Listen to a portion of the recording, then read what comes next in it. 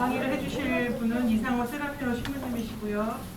누가 저의 이웃입니까? 라는 주제로 회칙 제4조의 다짐과 생활 지침에 있어서 우리가 잘 실천하며 프란치스칸으로 살고 있는지에 대한 주제로 강의를 해주시겠습니다. 네.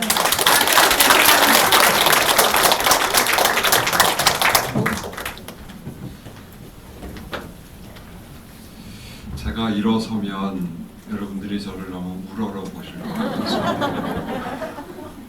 앉아도 되겠지요? 네. 고맙습니다. 마스크는 가지고 왔는데요. 그래도 이 잘생긴 얼굴을 보셔야 되니까 참 사람 힘든 게 이렇게라도 여러분을 웃겨드려야 돼요. 얼마나 힘든지 아세요 이거?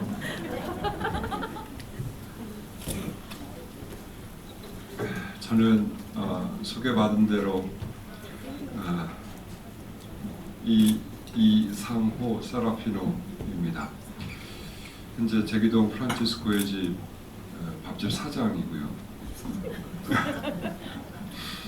그리고 아시시 형제의 영적 보조자 어제 원래 했고요. 오전에는 토마스모 형제가 저기 안양에 있는 아론의 집에서 1박 2일 연피정 중인데요. 거기 10시 반에 미사하고 미사 끝나고 바로 여기 온 겁니다. 좀 머네요.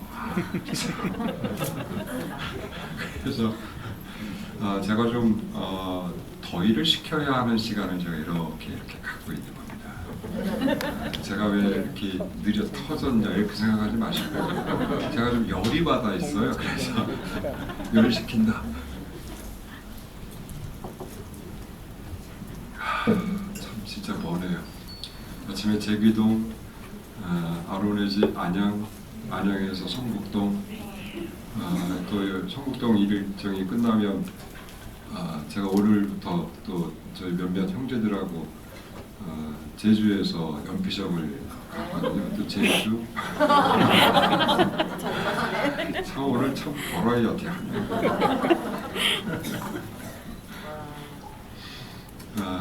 그래서 제가 이런 이유 때문에라도 강의를 좀 가벼운 걸 들고 왔습니다.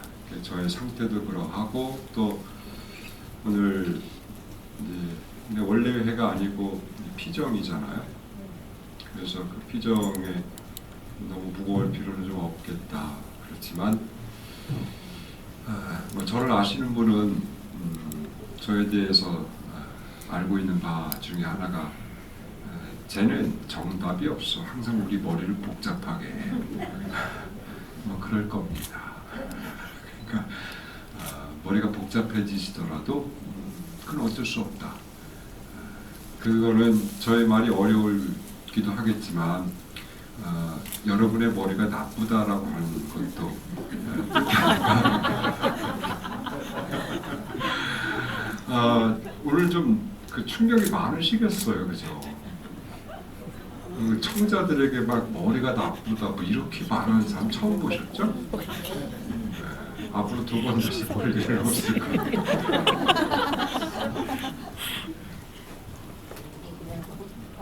그래도 밥집 사장이니 이 기회를 빌어서 저희 프란치스코의 집 식당에 프란치스코 형제회와 특히 공덕을 쌓기 위해서 오고 있는 공덕구역의 회원들 아무튼 모두에게 그 프란치스코의 집을 대신해서 고맙다는 인사를 먼저 드리고 시작하죠. 오늘 제가 말씀드리게 될 건 우리가 다 알고 있는 이야기예요. 착한 사마리아인의 비유. 자, 이 얘기를 제 절반은 저의 어느 순간의 통찰, 또 나머지 절반은 한 번은 그 이름을 들어보셨을 텐데 그 머레이보도라고 하는 미국의 우리 형제가 하나 있어요. 이 형제가 쓴 책 중에 하나가 프란치스코 여행가 읽어보셨나요? 책 좀 읽어. 한 5절에 책 읽으라는 강의를 듣지 않으셨어요?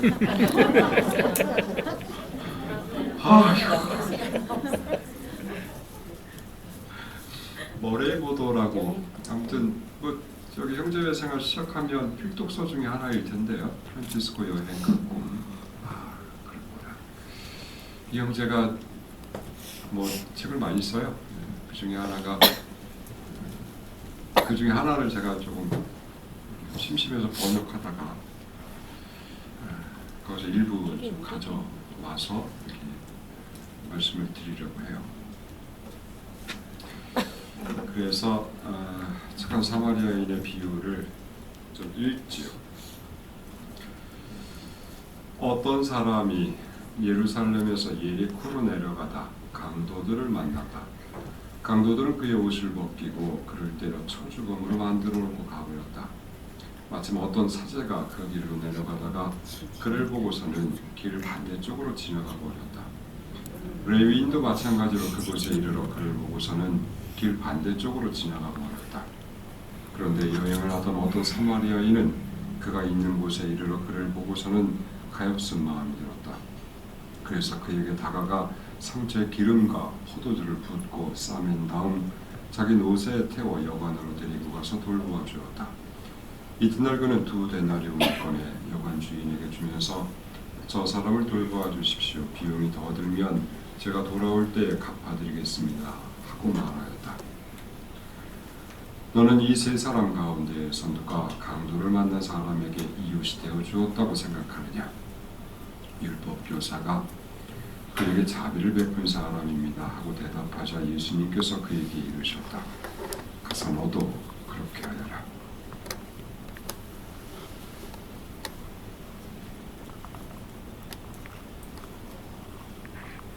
루카복음은 소위 가난한 이들을 위한 복음서라고 이제 일종의 별칭이 있어요. 그 다른 세 개의 복음과 달리 그래서 루카복음은 가난한 이들에 관한 언급이 굉장히 많습니다.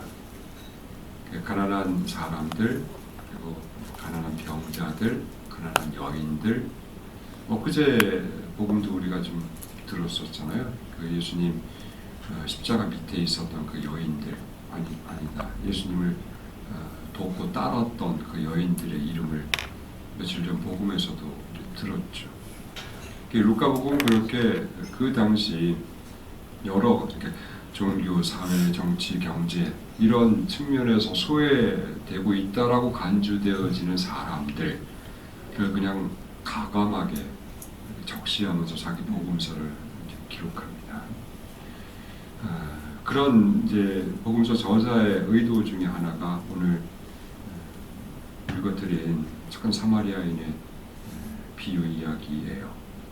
이 비유를 여러분들은 어떻게 이해하실지는 잘 모르겠지만 이건 순전히 저의 이해입니다. 저에게 말이죠. 고급진 이야기를 기대하실 필요가 없어요. 저를 보세요. 제가 고급집니까?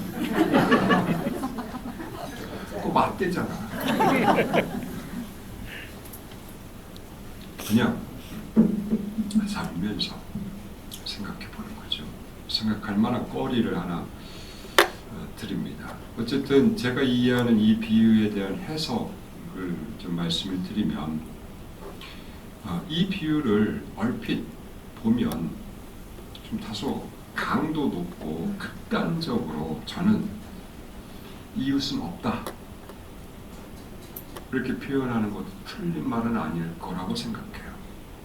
자, 이 비유의 배경은 그런 거예요. 율법 교사가 어떻게 살아야 합니까? 라고 부르니 예수님이 하느님을 사랑하고 이웃을 사랑해야 한다. 이렇게 이제 답변을 하세요. 그렇게 맞습니다. 이렇게 율법교사 동의를 해. 그러면 누가 저의 이웃입니까? 라고 율법교사 다시 묻거든요. 이 질문에 대한 답이 이 비유입니다. 그런데 잘 보면 이 비유 비유의 관건은 그럼 누가 이웃입니까? 라는 거예요. 근데 아무리 봐도 좀 극단적이지만 우리에게 이웃은 없다라고 말을 해도 틀린 말은 아닌 것 같아 보이는 거예요. 자, 등장인물이 있죠. 강도당한 사람이 하나 있어요. 근데 이 강도당한 사람을 스쳐서 길 반대편, 길 건너편으로 가는 사람들이 있잖아요. 그들은 누구죠? 사제, 그리고 레위. 우리라니. 자매님 여기 복음이 안 등장해.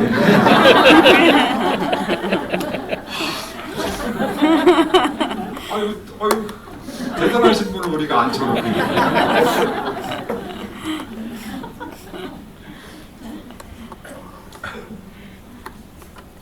근데 길 반대편으로 이렇게 스쳐 지나간 사람들, 사제를 언급하고 레위 사람을 언급해요. 근데 이 사람들은 어떤 사람이에요?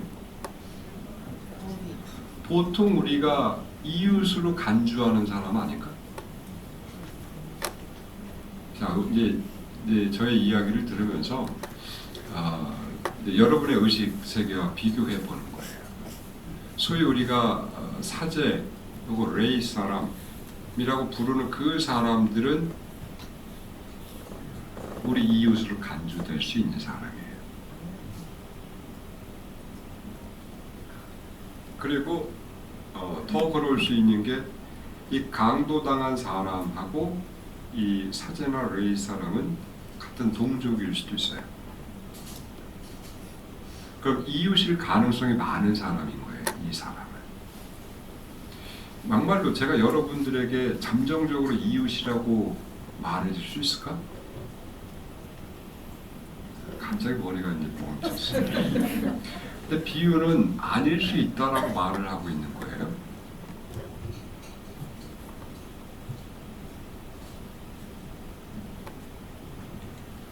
그러니까 어떤 사람이 강도를 당한 상황이 있고 이 상황에 소위 그냥 이웃일 수 있다라고 간주할 수 있는 그 사람들은 그냥 그 상황을 피해가요. 근데 오히려 이웃이 아닐 수 있다라고 여겨지는 사마리아 사람이 그 강도당한 현실에 발을 담그는 거잖아요. 그럼 누가 이웃인 거예요? 비유는 명백합니다. 사마리아 사람이 그 이웃이라고 해요. 그런데 우리 의식 세계에서는 사마리아 사람은 이웃이 아닌 거예요.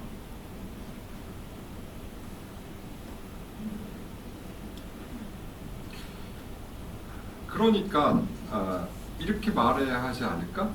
동족이라고 해서 내 이웃이 될 수 없고 가족이라고 해서 내 이웃이 될 수는 없고 그리고 성당 교우라고 해서 내 이웃이 아닐 수도 있고 형제의 회원이라고 해서 나의 이웃이 아닐 수도 있다. 어떻게 생각하세요? 어떤 신분이나 이런 것들이 이웃임을 보장하지는 않아요. 내 인생에서 정해진 이웃은 없습니다. 설령 우리가 이웃이라고 생각하는 그 사람은 아마도 머릿속의 이웃일 거예요. 이렇게 얘기하면 너무 비참한가요? 꼭 그렇지 않다.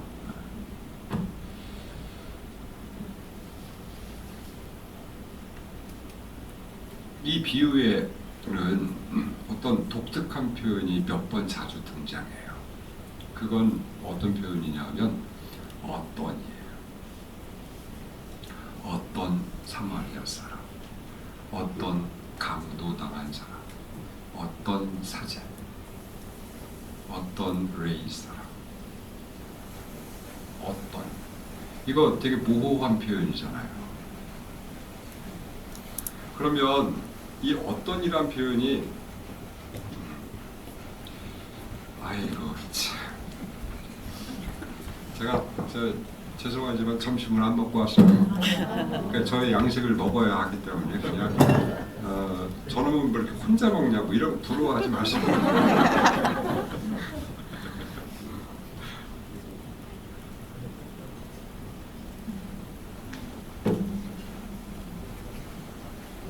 어떤이란 표현은 어쨌든 되게 모호한 표현이에요. 그 일종의 괄호 쳐져 있는 상태인 겁니다. 그러니까 아마 이 루카복음서 저자는 이 표현을 아주 모호한 표현을 쓰면서 이렇게 말하고 싶었던 것 같아요. 어떤 강도당한 상황이 있는 거잖아요. 그럼 그 괄호 안에 강도당한 상황 말고 다른 상황도 있을 수 있죠. 어떤 사마리아 사람이 있을 수 있지만 어떤 내가 될 수도 있는 거고.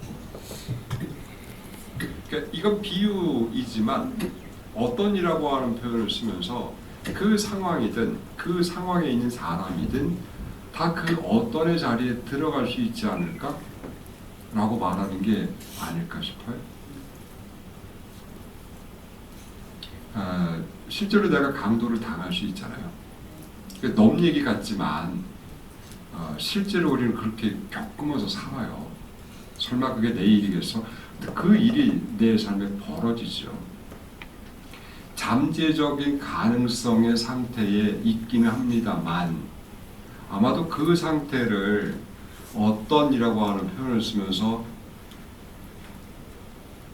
강도당한 상황을 상정하고 거기에 이 사람 저 사람들을 개입을 시키는데 그 상황에서 보면 소위 우리가 이웃이라고 생각할 수 있는 사람이 실제는 이웃이 아닐 수도 있다.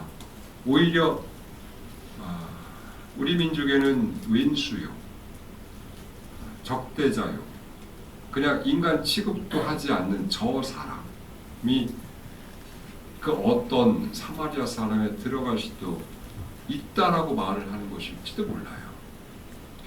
오늘 저의 그 행보에 따르면 저는 그 어떤의 그 자리에 운전해주는 세 분의 이웃을 만났습니다. 여기 올 때는 이제 한 주 스테파노 형제가 저를 도와줬고 저기 안양 들어갈 때는 이제 토마스 모 형제 회원 둘이 저를 태워다 줬죠. 그래서 그런 거예요. 그 누가 그 상황에 있을지 장담할 수 없잖아요.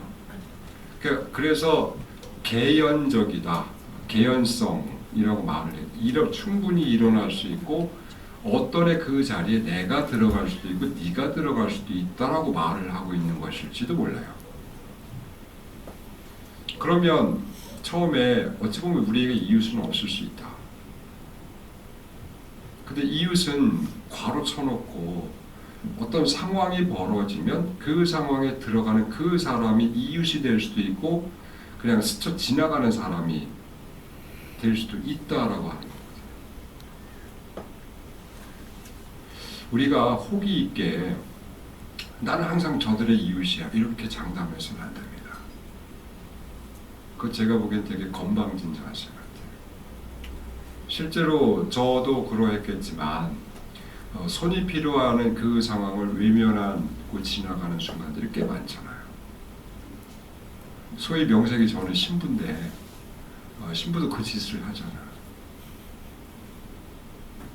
그러니까 이 신분, 지위 이런 게 이웃이 됨에 있어서 그걸 보장하지 않아요. 어떻게 생각하십니까? 냉정하게 보자고, 냉정하게.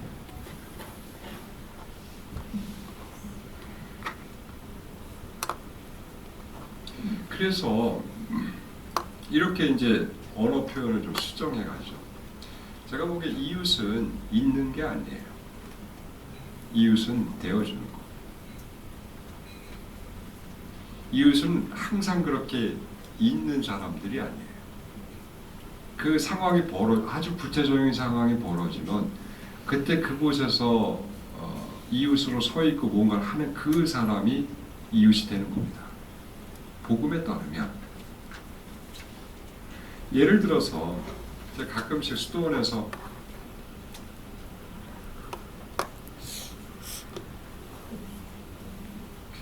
제가 19살에 수도원 들어왔는데요.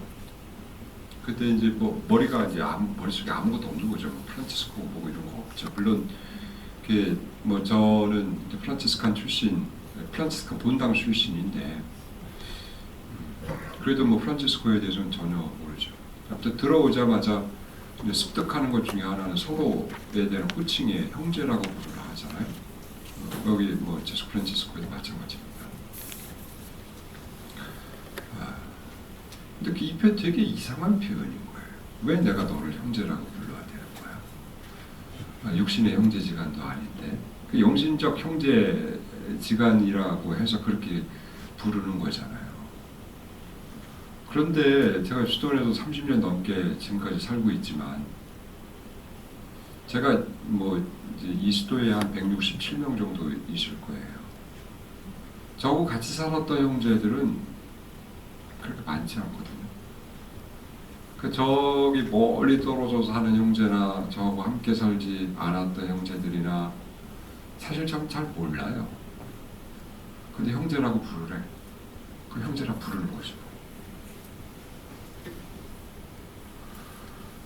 근데 형제인데도 서로가 서로를 잘 몰라요. 그래서 저에 대한 그 형제들의 인식이 굉장히 안 좋습니다. 근데 이제 참 공교로운 게 이런 거예요. 제가 제 자랑질. 저하고 이제 정동에 사시는 마세우 수사님이라고 계세요. 마세우 수사님하고 저하고 천안에 있는 성거산에서 6년을 살았거든요. 근데 이 수사님의 어떤 루틴이 있어요. 그거는 매주 월요일마다 쉬는 거야. 근데 쉴 때 뭘 하냐면 천안에서 정동을 찍고 오는 거예요. 그 정동에 와서 3년간 뭘 했냐 하면 제욕을 하고 내려왔어요.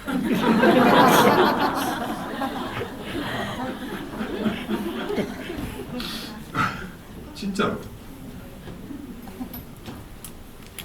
근데 이제 6년 살았다 했잖아요. 나머지 3년은 똑같은 루틴을 하는데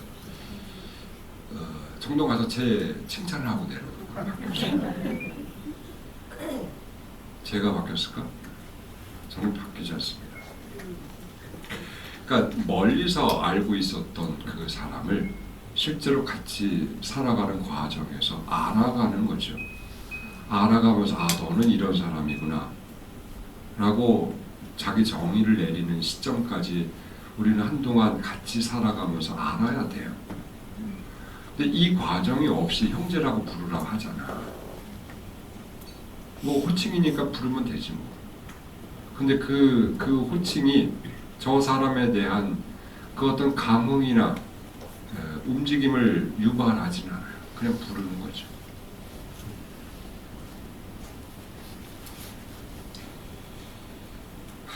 우리 세계에서 형제는 선물이라고 이해하죠. 사실 프란치스코도 그러했지만 저 사람이 내 형제가 되는 그 과정에서 보면 나의 선택권은 하나도 없습니다.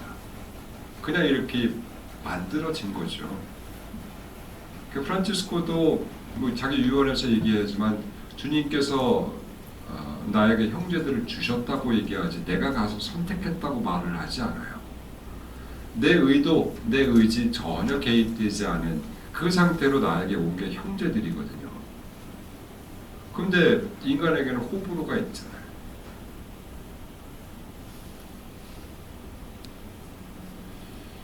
어찌 보면 내 이런 호불호도 고려되지 않은 그냥 100% 주어진 상태의 형제 관계 안에 일의 형제들이든 여러분들이든 똑같이 놓여져 있는 거거든요. 이 관계는 가장 기본적으로 형제예요. 그런데 제가 지금 말씀을 드리는 것처럼 형제는 형제인데 잘 모르는 형제인 거지. 그래서 제가 어느 순간 생각하게 된 게 형제는 형제구나. 그렇지만 형제가 되어가는 것은 다른 문제일 수도 있겠다 싶었어요. 실제로 한번 물어보는 거죠. 그 프란치스코 형제 회원들 서로가 형제 자매라고 부르잖아요. 근데 그렇게 불러서 형제 관계에 놓여져 있는 것하고 서로가 형제가 되어주는 것하고는 좀 다르지 않을까? 형제가 되려면 어떤 식으로든 관계 맺음에 뭐 지속적이든 어떻든 움직임들이 있어야 하는 거잖아요. 그래서 저 사람이 어떻고 저쩌고 뭐 이런 것들을 자기 안에서 알아가야 하고 그 아는 만큼 또 나는 또 움직여야 하고 이런 것들이 빈번하게 이루어져야 형제가 되어가는 길에 있는 거지. 그 형제라고 해서 다 그가 나에게 이웃이라고 전제하는 건 루카복음의 시각에 따라 좀 아닌 것 같아요. 어떻게 생각하세요? 우리가 삭막하고 냉정한 인간이 되자라고 이런 말씀을 드리는 게 아니에요. 그 진짜 이웃이 되는 게 진짜 어려운 거다. 진짜 어려운 거고 그것이 실로 그 순간에 그냥 기본인 형제 관계이지만 이 관계를 더 형제가 되어가는 여정으로 이렇게 전환시키고 더 발전시켜가는 흐름으로 가는 것이 이 기본적인 이거하고는 완전히 다른 문제다라는 걸 알아야 우리 자신이 혹은 내가 나 자신이나 형제회 안에서 형제 자매들과 지금 살아가고 있는 그 상태를 정확하게 볼 수 있을 겁니다. 어쨌든 형제라 부르는 거하고 형제가 되는 건 다른 것 같아요. 제발 이건 저의 고집입니다만 여러분들도 저의 주장에 동의해 주셨으면 좋겠습니다. 그냥 우리 그냥 형제구나. 근데 그 이상의 무엇이 없을 수 있는. 그래서 우리에게는 형제가 됨의 여정에 도전이 있을 수도 있겠다. 어찌 보면 우리가 살아가야 되는 삶의 방향 중에 하나는 이 방향일 수도 있겠다라고 생각하면 되지 않을까 싶어요. 지금 시대를 보면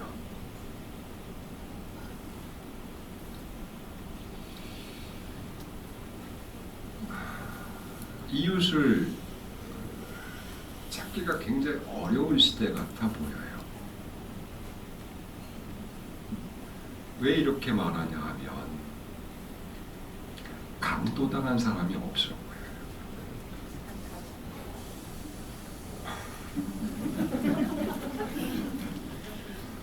분명히 객관적으로 말하면 강도당한 게 맞는데 그거를 드러내놓지 않죠.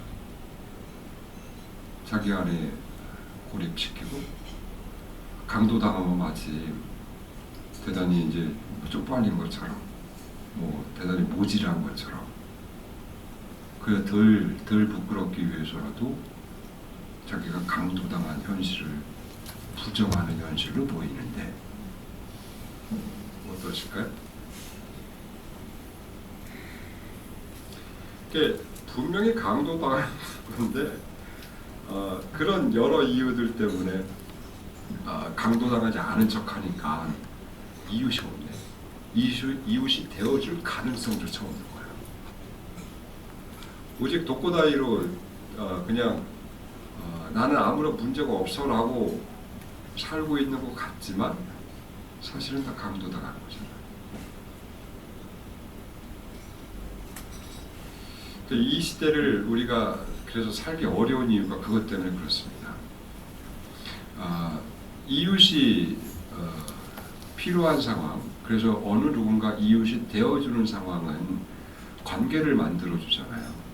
그 관계 안에 어떤 다른 역동을 만들어냅니다.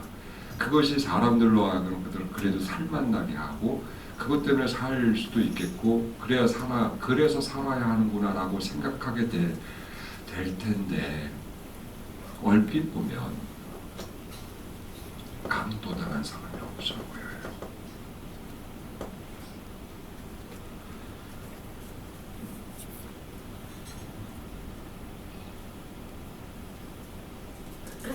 기본적으로 관계의 동물인 게 인간인데 이 인간 인간의 이 본성을 강도당한 현실은 살 수 있는 절호의 찬스가 되기도 합니다. 그런데 그 현실이 잘 드러나지 않으면 인간은 어쩔 수 없이 자기 혼자만의 길을 갈 수밖에 없죠. 우리가 프란치스칸이기 때문에 이런 이야기를 하는 거예요. 그냥 세상을 혼자 편히 잘 먹고 잘 살면 됩니다. 근데 프란치스칸의 본성 중에 하나는 관계잖아요. 우리가 소위 형제성이라고 이야기하는 이 관계성의 그 원천 혹은 기원은 인간의 관계가 아닌 하느님의 관계, 그 성부, 성자, 성령이 만들어낸 그 관계로부터 흘러나오는 거거든요. 인간도 하느님을 닮았기에 그래서 하느님이 관계이듯이 인간도 관계적 존재입니다. 이 관계가 그냥 평범해도 그게 사라질 때 그때 인간의 자기 본성의 모습에 충실하는 거거든요. 우리가 반드시 강도당한 현실 이런 어떤 아주 특별한 예를 들 필요는 없어요. 아주 작은 경우들도 있을 수 있잖아요. 그 순간은 이웃이 되어줘야 할 그럴 순간인데 문제는 이제 그런 순간들을 우리가 내놓는 것을 주저하고 거부하고 부끄러워하고 이런 흐름으로 가면 제가 보기엔 내 삶의 이웃은 없다.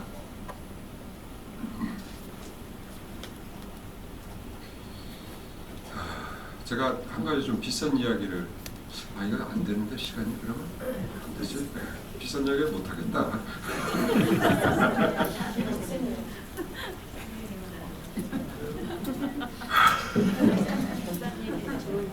네?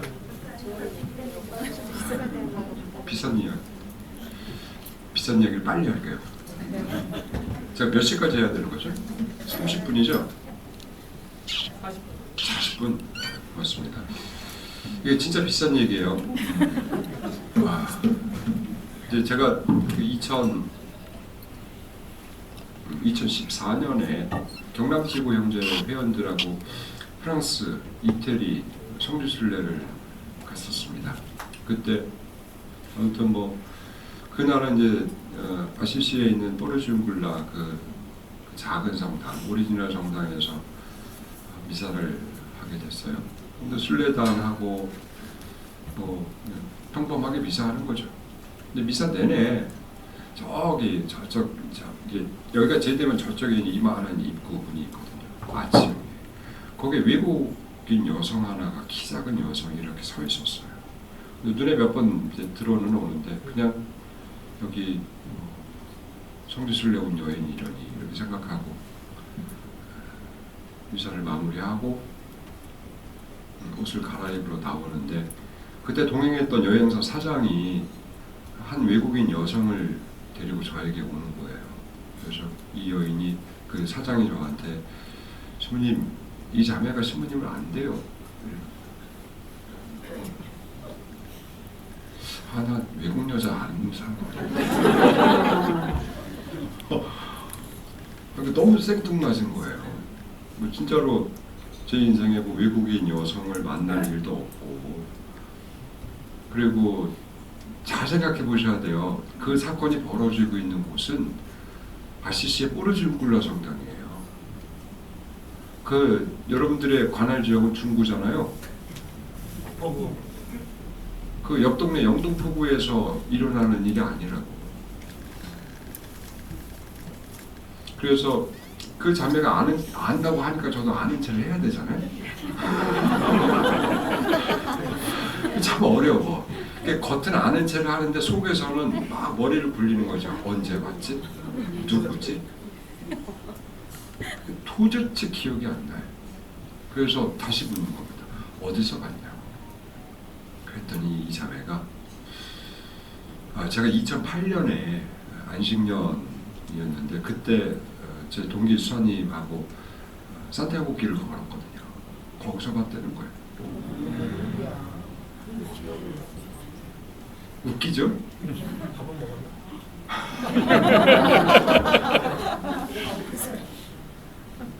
그렇게 얘기했는 분명히 맞아요. 제가 그때 선택하기를 걸었거든.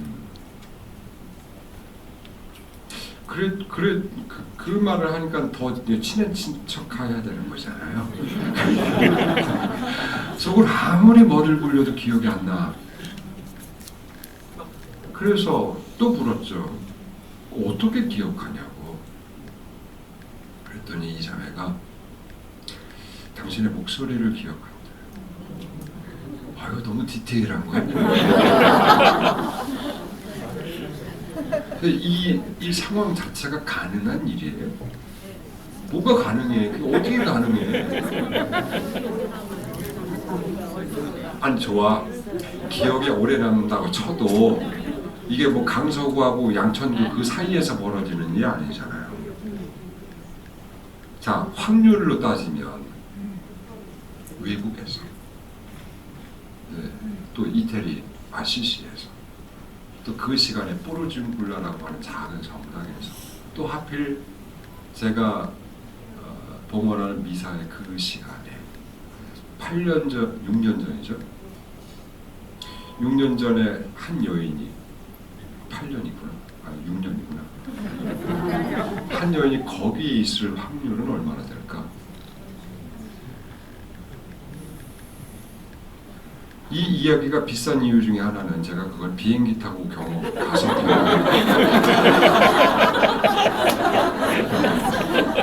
굉장히 비싸죠? 아, 참.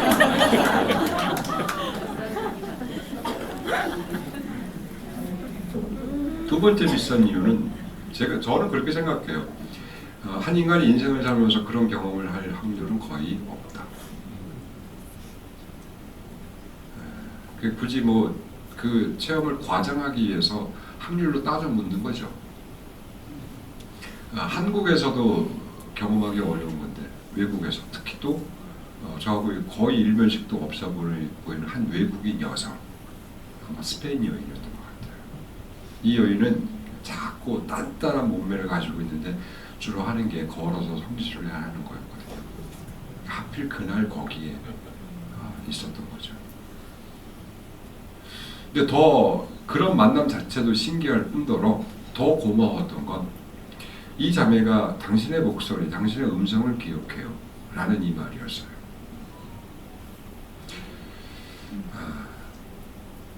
저는 그 말을 듣는 순간 복음의 이야기 하나로 이제 쑥 들어가는 거죠. 마리아 막달레나가 예수 그리스도의 부활을 체험할 그 상황. 마리아 막달레나가 예수 그리스도를 알아본 결정적인 순간은 예수님이 마리아야 라고 말했을 때예요. 그 말이 떨어지기 전에는 그냥 동산직이었죠. 아마도 마리아 막달레나에게는 그저 이런 어떤 청각적 음성을 넘어서서 그 음성이 한 인간의 내면에 내재되고 각인돼서 어떤 경험적 틀거리로 자리하고 있는 것이었을지도 몰라요. 근데 이 틀거리가 마리아야라고 그녀의 이름이 불렸을 때 움직인 거죠. 그래서 아마 그 여인도 그랬을 거라고 생각이 되고, 그렇다고 하면 복음의 이야기는 거짓이 아닌 거예요. 실제로 우리가 민감하게 일상에서 벌어지고 있는 사건이나 관계나 잘 보다 보면 복음의 이야기는 진짜가 된 테니까. 다만 우리가 그 볼만한 여유가 없는 거지. 좀 비싼 얘기 같아 보입니까?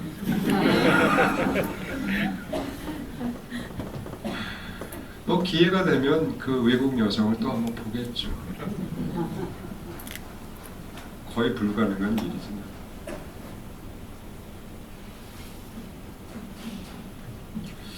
자, 근데 여기까지는 저의 어떤 바라봄이에요.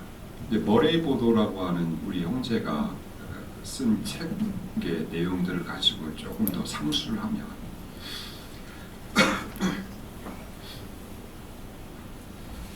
그 예전에 저희 수도의 총공사자 총장이죠. 총장 형제 중에 하나 그 헤르만 샬룩이라고 하는 독일 형제가 총장을 하던 때가 있었어요. 이 형제가 형제들이 모인 자리에서 이 착한 사마리아 사람의 비유 얘기를 하면서 이 비유 얘기를 크게 네 개의 골격으로 구분을 했어요. 이 골격에 따라서 이 사건을 이해할 수 있다라고 하는 거겠죠. 이 골격은 첫 번째가 관상적인 바라봄이에요. 두 번째가 정서적인 반응, 세 번째가 실질적인 도움, 네 번째가 지속적인 도움입니다. 이 네 가지를 말씀드릴 거예요. 첫 번째가 관상적인 바라봄입니다. 어떤 강도당한 사람이 있어요. 내 눈앞에서 이제 펼쳐지고 있는 거잖아요. 그거를 누구든 보고 있는 거잖아요. 사마리아 사람도 봤고, 사제도 봤고, 레이 사람도 봤어요. 근데 그 중에 한 사람만 자기가 본 것에 응답하는 거죠. 나머지 둘은 왜 응답을 안 했을까? 보지만 보지 않기 때문에 그래요. 아니면 보지만 그는 다른 걸 보기 때문에 그게 나하고는 무관한 겁니다. 자, 다시 반복할까요? 보지만 나는 다른 걸 보고 있기 때문에 그 보는 게 들어오지 않아.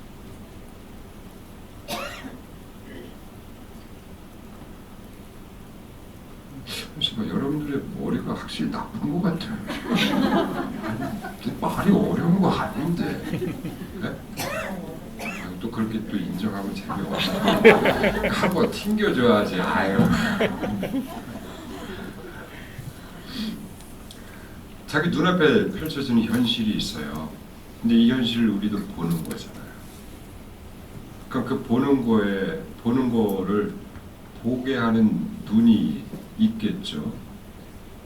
근데 그 눈앞에 펼쳐지고 있는 걸 보지만 어떤 사람들은 자기 안에서 다른 걸 보기 때문에 복음의 표현에 의하면 길 반대쪽으로 가는 거예요. 왜냐하면 길 반대쪽에 지가 보고 있는 게 있으니까.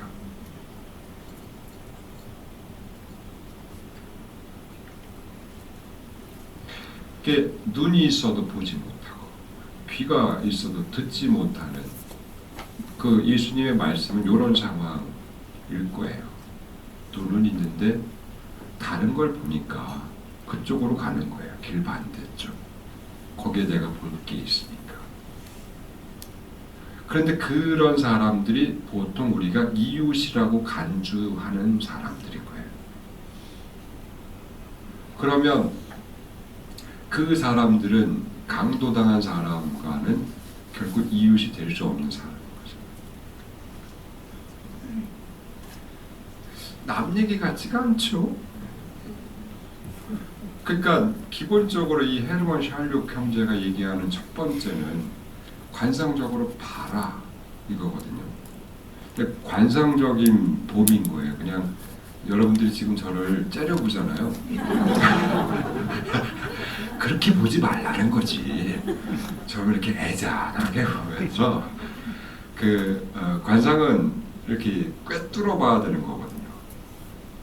이게 꿰뚫어 봐야 되는 이유가 본질은 여기에 있고 그 본질을 둘러싼 여러 장막들이 있다라고 하는 겁니다. 근데 우리가 관상적으로 보지 않으면 이것들을 이렇게 둘러싸고 있는 이런 것들에 더 시선이 멈추기 마련이거든요. 그래서 꿰뚫고 들어가서 본질을 보기보다는 이거에 묶이게 되고 그러면서 저는 나쁜 놈이 되는 거죠. 그러니까 여러분들이 다소 이질적인 저의 말투와 행동 거지를 보고 말들이 많을 거예요. 이건 다 감싸고 있는 것들.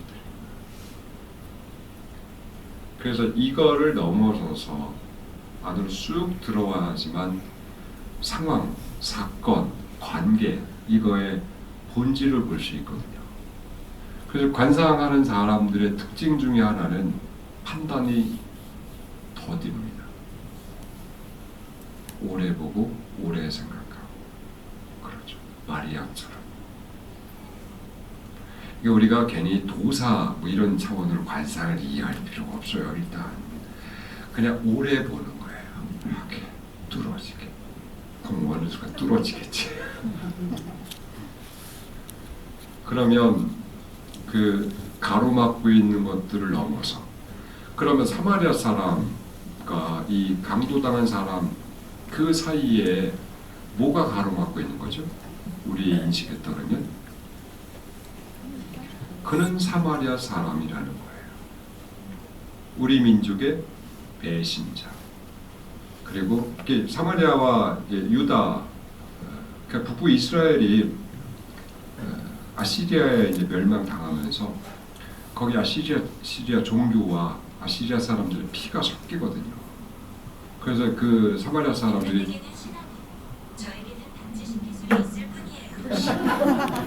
시리가 작동했어. 똑똑하다 너. 아시리아.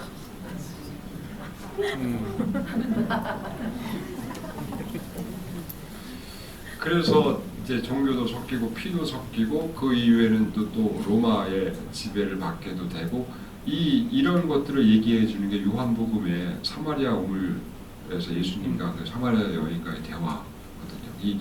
이런 역사적 사건이 뒤에 자리하고 있는 겁니다. 그 사마리아 물터에서 예수님과의 그 사마리아 여인과 녹음을 치는 이야기를. 그래서 남부 유다, 북부 이스라엘이 사마리아고 남부 유다 사람들은 그래서 저 오랑캐 뭐 이렇게 이제 치부하기 시작했고 그러다 어느 순간 사마리아 사람들이 야 니네도 야훼를 믿지만 우리도 믿어. 근데 니네들이라고 우리하고 관계가 이 모양 이 꼴이니까 우리도 성전 질 거야. 해서 그리짐산이라고 하는 곳에 성전을 짓게 되죠. 보통 유대 사회의 모든 곳의 중심은 예루살렘에 있는 성전이거든요. 니네가 그러하듯이 우리도 그 그리짐산에 성전을 짓고 우리도 하느님을 예배하는 거야. 이렇게까지 갈라져 있는 게 사마리아 사람이에요. 그래서 그 예루살렘에 들어가기 위해서 사마리아를 거쳐서 가면 빠른데도 그런 게 싫어서 막 돌아가고 그러는 사람들이거든요.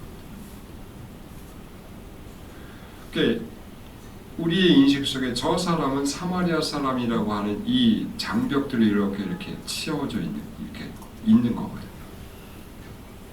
이렇게 말장난을 한번 해볼까요? 사마리아 사람이잖아요. 그 우리는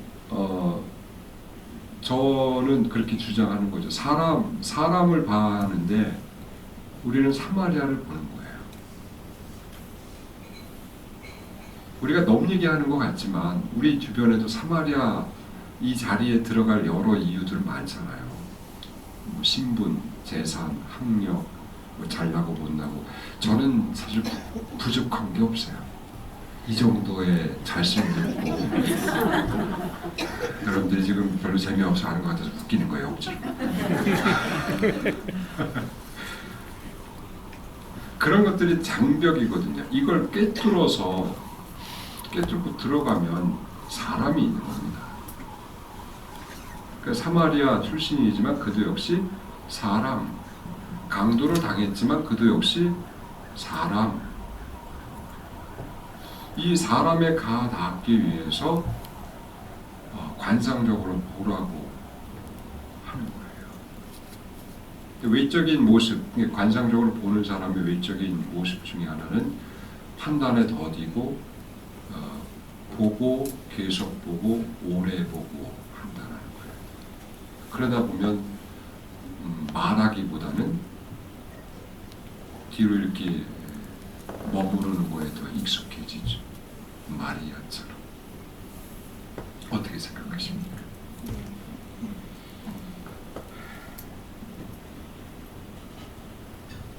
그래서 지금 이 네 가지 말씀드리는 건 저도 마찬가지지만 우리가 일상에서 좀 진짜 고민해봐야 되는 방법이거든요. 우리도 이렇게 살아야 하니까. 그래야 이 그 본질에 가닿는데 방해하는 여러 이 보이지 않는 장벽들을 걷어내면서 이 본질에서 자유로울 수 있기 위해서라도 우리는 그냥 대충 보거나 그러지 말아야 합니다. 관상적으로 봐야 한다. 두 번째가 이제 정서적인 반응이에요. 저는 저에게 가장 약한 부분이 이 부분입니다. 정서적인 반응. 이게 복음은 사마리아 사람이 강도당한 사람을 보고 가엾은 마음이 들었다고 표현을 해요. 이게 이제 정서적인 움직임인 거거든요. 근데 저는 이런 정서적인 움직임을 아주 어린 나이에 거세당한 것 같아요. 표현이 되게 강하죠? 진짜로. 이게 사실은 적절한 표현은 아닙니다만 이해하기 쉽기 위해서 직업적 한계 혹은 직업적 병이라고 보죠. 왜냐하면 가령 제기동 프란치스코의 집의 경우에도 많은 봉사자들과 손님들이 매일 와서 어떤 그날그날의 다른 역동들을 만들어내거든요. 저는 그거를 한 발을 빼고 봐야 합니다. 감정에 순간순간 일어나는 감정과 생각에 바로바로 동의하지 않으면서 봐야 하거든요. 그래야 사람과 사람 사이에 있을 수 있는 여러 불편함이나 어려움들을 적당한 선에서 조율하고 조정하고 그렇게 할 수 있어요. 그렇게 하기 위해서 저는 감정 이런 거 무시하는 게 아니고요. 그걸 쉽게 제한해서 동의하지 않아요. 그러다 보니까 마음은 움직이는데 그것도 이렇게 제끼는 거지. 근데 복음은 분명히 정서적인 반응을 이야기해요. 가엾은 마음이 들어서 사마리아 사람은 움직인 겁니다. 그러면 제가 이제 엉뚱한 질문을 하나 드릴게요. 내 눈앞에 어떤 현실이 펼쳐지고 있는 거예요. 그거에 정서적인 반응을 하려면 인간에게 어떤 내적 기능이 필요할까라는 관점에서 던지는 질문. 동감이란 표현이 있죠. 공감이란 표현도 있죠. 둘은 뭔 차이가 있을까요? 동감과 공감.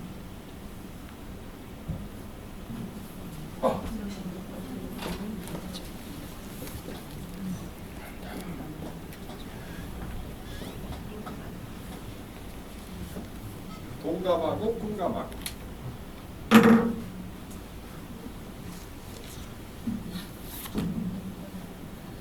저도 잘 몰라요. 제가 이제 몇 년 전에 한 시연님으로부터 들은 얘기인데 별로 이렇게 논리적이고 합리적이지도 않아요. 그런데 그럴 수 있겠다라고 동의하게 된 건데,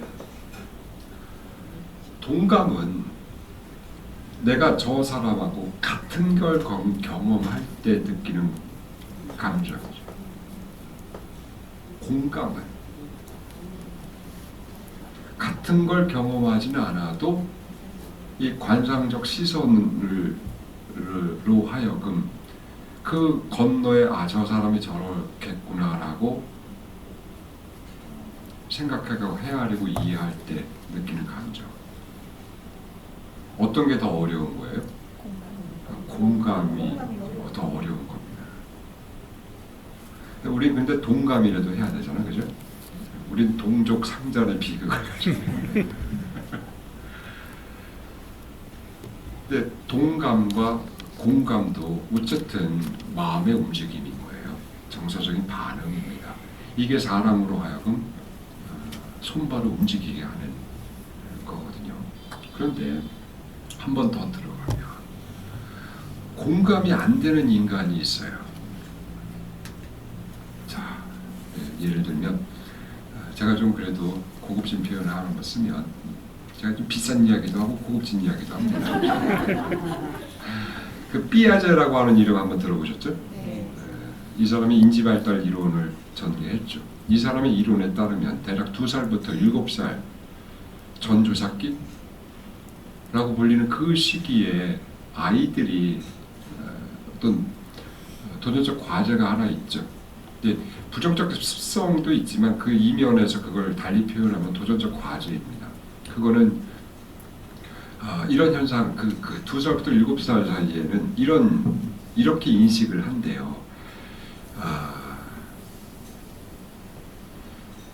내가 이렇게 봤을 때 이게 산이야, 산.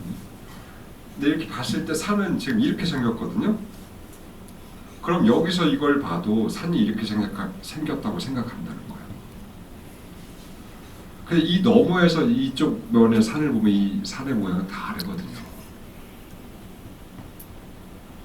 요런 특징을 자기중심성이라고 합니다. 그러니까 내가 나를 중심으로 놔두고 산은 항상 이 모양인 거예요. 근데 자기중심성에서 탈피하고 넘어가려면 내가 이렇게 넘어가서 이걸 봐줘야 하거든. 안 가지. 산은 항상 이 모양이어야 하는 거예요. 제가 자기중심성이 아주 적나라한 예를 말씀드릴게요.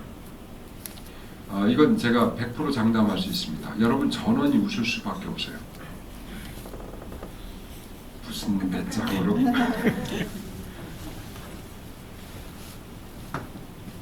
제가 30대 초반에 교육회관 관장도 했었거든요. 저 그렇게 똑똑한 놈이었어요. 그런데 이제 늘상 반복되는 것 중에 하나가 그 옆에 있는 강북 삼성병원에 있는 수간호사 중에 하나가 매번 이제 출근할 때 제가 있는 사무실에 와서 저에게 출근 인사를 하는 거였어요. 출근 인사하고 출근하고. 귀찮죠. 수간호사인데 저보다 나이도 훨씬 많은데. 그냥 어쨌든 뭐 인사한다니까 받아야죠. 어떡할 거예요. 어느 날 여름에 이 자매가 그날도 이제 출근 인사를 하러 저에게 왔죠. 그러면서 지 팔뚝을 이렇게 보여주면서 호해달래요.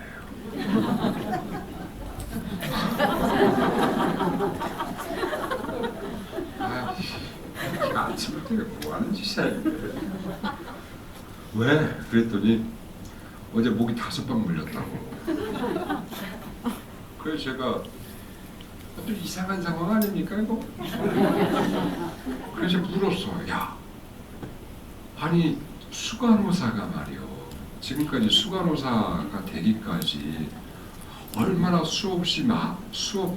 얼마나 많이 사람들 팔뚝에 바늘을 꽂고 찢어지고 째지고 부러지고 했던 걸 수없이 봐왔을 텐데 꼴랑 이거 목이 5방 묶는 거 가지고 이게 뭐 하는 거냐고. 그랬더니 이 자매의 말이 걸작이었어요. 내가 지금까지 수없이 꽂아왔던 그 바늘을 꽂아왔던 그 팔뚝은 내 팔뚝이 아니고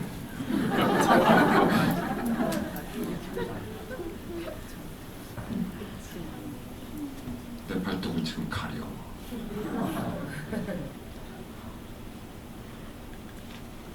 인간은 어쩔 수 없는 거예요. 사실은 뭐 찢어지고 째지고 부러진 게 더 심각한 거잖아요. 근데 그거보다 모기가 물어서 가려운데 팔뚝이 더 나에게 중요한 문제인 겁니다.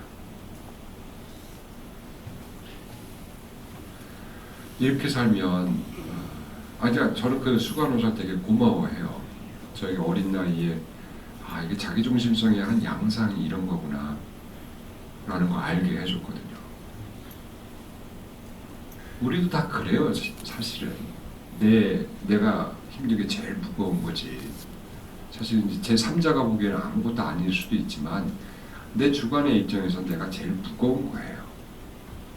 근데 조금 넓게 살기 위해서 혹은 내 앞에서 펼쳐지고 있는 이웃이 되어야 하는 그 상황 앞에서 그저 자기중심성에만 머물지 않고 그 너머를 볼 수 있으려고 한다면, 공감 능력이 발휘될 수 있다면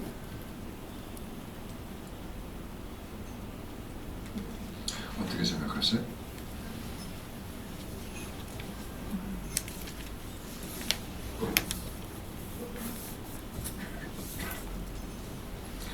사실 자기 한계를 넘어서는 게 쉽지는 않습니다만 다시 말씀드리지만 그렇게 하기 위해서라도 관상적으로 바라보는 시선 이거 저도 마찬가지고 되게 많이 필요해요. 요즘 시대는 이렇게 가지고 와서 담아내고 담은 것을 삭힐 정도까지 뚫어지게 쳐다보는 것을 별로 좋아하지 않는 시대입니다. 즉각적이어야 하고 눈앞에 팍팍 드러나야 하고 그래야 뭐 하는 것 같고 사는 것 같고 그래서 가만히 이렇게 뚫어지게 보는 걸 대단히 무익하고 무가치하고 그런 행위로 간주하지요. 그런데 복음을 살기 위해서는 그 복음의 표현대로 우리가 강도당한 현실을 만났을 때 이웃이 되어주기 위해서 우리에게 필요한 것은 우선 그렇게 제대로 보는 것하고 정서적인 반응. 저에게 대단한 큰 한계라고 말씀드렸잖아요. 저도 이렇게 마음을 좀 깨워야 하는데 여러분들이 저를 좀 깨워주시죠. 공덕구역의 회원들이 제 교정에 와서 저의 이 딱딱한 마음을 깨워주는 걸 공덕이라니 생각하고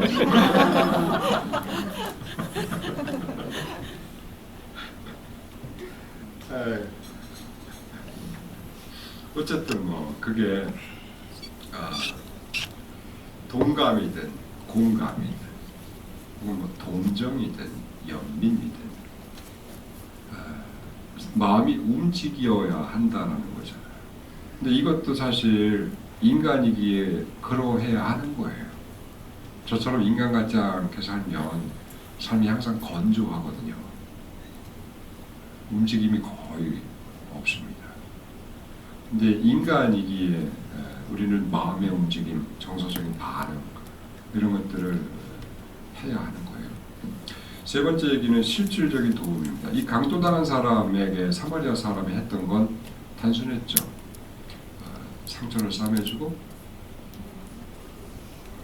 여관에 데리고 가서 1박 2일을 재우고 그에 필요한 경비도 하고 되고 이웃이 되어준다라고 할 때 아주 예리한 포인트는 강도당한 사람의 현실에 맞아야 한다는 거거든요. 우리가 생각을 좀 바꿀 필요가 있는 게 내가 너에게 도움을 준다 할 때 그 도움에 정확하게 맞아야 한다는 거예요. 내가 도움을 주고 싶어서 내가 이거 줄게. 그게 나하고 무관한 것일 수도 있잖아. 근데 이것도 사실 보는 능력과 관련된 것이지만 실질적인 도움이 되어야 한다라고 하는 건 강도당한 사람의 그 현실에서 필요한 지원인 거예요. 그럼 제기동 프란치스코의 집에는 뭐가 실질적인 도움일까요?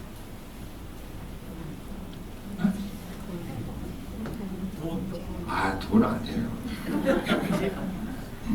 저는 이제 이만큼 와 있는 것 같아요. 지금 이렇게 말할 수 있어요. 봉사를 오시면 웃어주는 게 실질적인 도움이에요. 이거 별로 하등 도움이 안 되는 것 같아 보이잖아요. 보통 대부분 돈, 봉사자 이런 거잖아요. 근데 그 단계는 저는 이미 지난 것 같아요. 웃는 거. 내가 너를 보고 웃으면 저 사람도 나를 보고 웃을 거거든요. 이것도 실질적인 거 아닌가? 우리가 이런 이야기를 할 땐 꼭 우리 머리가 물질적인 거에만 이렇게 제한을 두는 경향이 있어요. 그럼 그렇게 생각하면 우리가 가지고 있는 게 별로 없는데 뭘 줄 거예요? 근데 전인적이다. 강도당했기 때문에 상처를 싸매주고 붕대를 감고 이렇게 해야 되는 거죠. 그런데 상처받은 사람이 내 앞에 있어. 그럼 그에게 뭘 해줄 거예요? 웃어주라고. 이게 그 사람에게는 어쩌면 실질적일 수 있어요. 아닌가? 맞습니다. 네 번째가 지속적이어야 한다 이거예요. 도움은 지속적이어야 한다. 실제로 프란치스코의 생애를 보면 프란치스코가 삶을 크게 전환하게 된 사건, 결정적인 사건은 나병환자의 만남을 예로 들잖아요. 그런데 그게 일회성이 아니었던 거예요. 프란치스코는 그 나병환자를 끌어안은 그 다음부터 그들이 사는 곳에 가서 같이 지냈고, 그만이 아니라 수도원에 들어오는 형제들도 거기서 그렇게 하게 했어요. 그러니까 단 한 번의 도움도 도움이 되긴 하지만 그 도움이라고 하는 건 나름 지속적이어야 한다. 그것이 반드시 말씀드린 대로 물질에 국한시킬 필요는 없다. 어떤 강도당한 상황은 그때그때 자기 모양을 달리해서 내 앞에 펼쳐지겠죠. 나는 그것을 다소 관상적인 눈으로 바라보면서 그거에 어떤 정서적인 반응을 일으킬 거고, 그 반응이 그거에 적합한 형태로 내가 할 수 있는 만큼 하는 거겠죠. 근데 그것이 일회성이 아닌 어느 정도 지속성이 있게 그것에 다가갈 수 있다면, 그때 나는 비로소 복음이 이야기하는 그 사람 혹은 그 상황에 이웃이 되어주는 게 아닐까 라는 거예요. 너무 어렵나? 근데 이게 과제라기보다 그냥 한 상황이 펼쳐지고 거기서 저 사람 이웃이 된 거야 라고 말할 때 그 된 과정 안에 숨어있는 4가지 골격들이 있다는 거예요. 굳이 이렇게 뭘 생각하는 놈들은 이렇게 다 구분을 해내. 그래서 이렇게 그래야 이해하기 쉽잖아. 그냥 이렇게 뭐 덜 이성적이고 덜 합리적인 사람 그냥 하면 되거든요. 도와주면 되는 거 아니야? 뭐 그렇게 복잡하게 생각하고 그래. 그 말이 맞아요. 그냥 하면 돼요. 손을 건네면 되고 내가 할 수 있는 뭐 반응을 보이면 됩니다. 이게 그 순간순간이 아주 실질적이고 구체적으로 너에게 이웃이 되어지는 순간이고, 그때 비로소 너와 나는 형제가 되는 순간이거든요. 근데 어쩔 수 없이 우리의 이해를 위해서 이 4가지 골격 혹은 4가지 요소가 있다, 이렇게 말씀을 드려야 하는 거죠. 질문이요? 네. 제가 질문이 2개가 있는데요. 2개씩이나 하고 그래. 죄송합니다. 강도당한 사람이 없다라는 맥락, 강도당한 사람이 없다, 이 시대의 문제다라고 하신 부분이 뭔가 중요한 말씀인 것 같은데 그냥 지나간 것 같아서 무슨 내용이신지. 그 다음에 2번째는 이탈리아에서 외국인 여성을 만났는데 그것이 강론 전제에서 이웃은 쉽게 접근되는 게 아니잖아요. 이웃은 어떤 절차가 있다는 걸 말씀하시는 것 같은데 그 맥락과 어떤 관계가 있는지. 관계가 없어 보이죠. 사실 그 비싼 이야기는 중간에 진짜 비싼 이야기라고 말씀드린 거예요. 그걸 굳이 연결하면 그 우연한 만남은 어느 누구도 일생에서 한 번도 없을 수 있는 사건입니다. 그 만남이 나에게 무엇을 주었는지 이런 걸 따지기 이전에 저는 그 만남에서 사람과 사람의 만남 자체가 이렇게 귀한 것일 수도 있다는 걸 알았어요. 너무도 소중했던 거예요. 그 자매가 누군지 몰라요. 근데 그러니까 존재와 존재가 그렇게 우발적이고 우연적이지만 만난 거에 더해서 그 여러 가지를 생각하게 하고 그렇게 되면서 저는 그게 어떤 사람이든 간에 존재와 존재는 단 이례적이어도 그만큼 소중한 것으로 말해야 한다라고 하는 생각을 더 강하게 하게 됐죠. 이 말에 한마디를 덧붙이면 프란시스코 형제의 관할 지역 안에 있잖아요. 교보문고에 강원 교부에 한때 이런 글귀가 적혀 있었어요. 한 사람이 오는 것은 100년이 오는 것이다. 보셨나요? 너무 과한 거 아니야? 그런데 사실은 여기 앉아 계신 분들이 뭐 50년, 60년, 70년의 역사를 가지고 함축된 역사가 여기 있는 거잖아요. 그럼 우리가 이렇게 겉으로 봤을 때 그냥 늙었네 이렇게만 말할 수 있는 게 아니에요. 이렇게 엮어온 내력을 가진 한 인간이 여기 있는 거예요. 그러면 70, 80 혹은 50, 60의 시간의 무게를 가지고 있는 사람이 여기 앉아 있는 거고, 저도 마찬가지일 거고. 사람을 그렇게 보면 이제 그걸 이제 우리는 보통 존중이라고 하잖아요. 영어로 하면 respect. 우리 이런 감각 많이 잃어버리지 않았어요? 한 사람이 오는 건 100년이 온다. 되게 시적인 표현인 것 같지만 실제로도 그렇거든요. 몇십 년의 내력을 함축하고 있는 한 인간이 여기 자기 역사를 지닌 채 이렇게 있어요. 그럼 그 역사 앞에서 우리가 귀를 기울일 수 있으면 그에게 어떻게 해야 되는 건지는 답은 분명하지 않을까요? 이 감각을 전제하면서 세상을 이렇게 봤을 때 자기 강도당한 사람이 없어 보인다 이렇게 말을 했잖아요. 그렇기 때문에 이웃이 없다고. 근데 왜 없어 보여? 내가 강도당한 현실을 이렇게 드러냈을 때 부끄럽고 내가 못난 놈 취급받을 것 같고 뭐 기타 이런 이유들이 어떤 만남과 인간 삶의 역사를 관계 안에서 써내려가는 것을 가로막고 있는 거거든요. 그 자기 혼자서 꿀탕을 끓이다가 죽는 거지 뭐. 점점 개인화되어가는 흐름, 개인화를 넘어서 자기 안에 고립되어가는 시대적 흐름 안에서는, 물론 시대를 반드시 이렇게만 진단해서는 안 돼요. 다른 관점도 있긴 합니다만 이 시대적인 흐름 안에서는 제가 보기엔 이웃이 없어 보이는 거예요. 그렇게 당한 사람이 없어 보이는 거예요. 아무튼 그런 맥락에서 말씀드린 거고요. 제가 그 비싼 이야기를 괜히 하는 것은 아니고 이 형제회 회원들이 서로를 바라볼 때 그 정도의 좀 진중함으로 좀 보셨으면 해서 말씀을 드린 거였어요. 진짜로 역사가 오는 거거든요.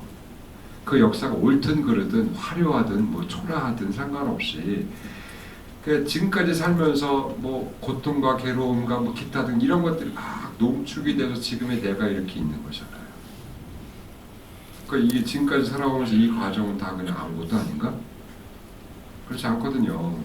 그런 것들이 어떤 결합하고 융합하고 통합되어서 지금의 내가 이렇게 있는 겁니다. 그러면 그 시간 속에서 만들어 왔을 그 시간에 우리는 경외심을 지녀야 하고요. 그것만으로도 존중하는 것이 마땅하고요. 우리 안에서 이런 감각이 다시 회복이 되고 다시 사라질 수 있다면 이 감각을 적용하는 대상을 넓혀가야 되는 거예요. 그거는 피조물. 지금 계속 뭐 회관에서 뭐 기후 뭐 위기다 뭐 그런 거 하잖아요. 그 제가 보기에 아무 짝에도 쓸모가 없어요. 지금 너무 무시하는 발언이지만 저는 좀 꼰뜨라져 기질이 있어서 그런 거 할 거면 차라리 안 하는 게 자연을 더 보호하는 것일 수도 있어요. 그리고 네가 무슨 권한이 있길래 자연을 보호한다 그래. 제가 그래서 9월 1일 날 피조물의 보호를 위한 기도의 날, 그 의사를 약간 좀 시비를 걸기는 해요. 왜냐하면 그 피조물 보호의 날인 거예요, 그 날이. 근데 누가 누구를 보호한다는 거야? 우리가 피조물을 보호한다는 거잖아요. 아니 그렇게 우리가 보호할 수 있어? 그 정도 능력이 돼? 오히려 말이죠. 뒤집어야 되는 게 얘 가장 극명한 예는 공기예요. 공기. 공기가 없으면 우리 다 죽어요. 그 공기가 우리를 보호하고 있는 거잖아. 그렇지 않아요? 어디 건방지게 인간이 지금까지 파괴한 것만 해도 어마어마한데 누가 누구를 보호한다고 하는 거야. 오히려 저들이 우리가 이렇게 살게끔 우리를 보호하는 측면이 더 많아요.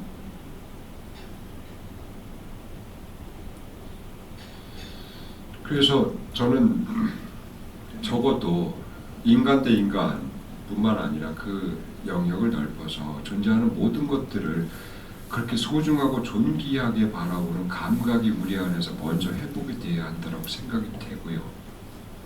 그 감각에서 눈앞에 펼쳐지는 강도당한 사건이 있으면 그때 나는 그것에 덕분에 이웃이 되어줄 수도 있겠고요. 더 나아가서 하늘 아래 존재하는 그 모든 것들은 누가 더 잘나서 보호하고 돌보고가 아니고 서로가 그렇게 돌보아주는 관계 구조 안에 있기 때문에 서로 보호해주고 서로 돌봐주고 하는 거라고 생각하고 존재하는 모든 것을 바라보고 그에 필요한 행위를 해야 하지 않을까라고 저는 생각해요.